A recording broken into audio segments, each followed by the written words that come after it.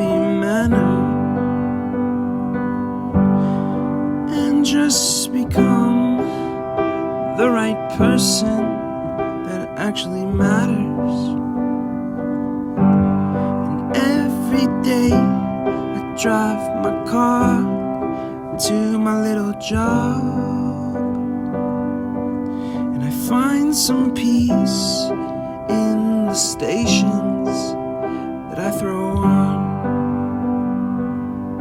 But I wish there was a song with your name as the title.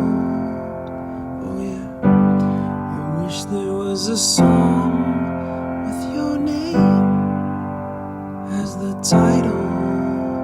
Oh yeah.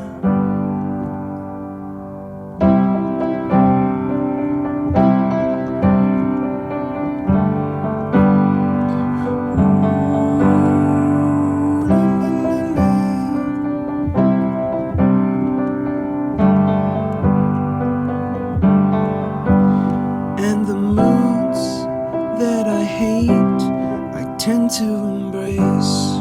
Wonder why I'm so opposite, I'm so backwards and upside down. I'm such a clown, but I've got no frown on my little face. Why am I so freaking cute sometimes, yeah?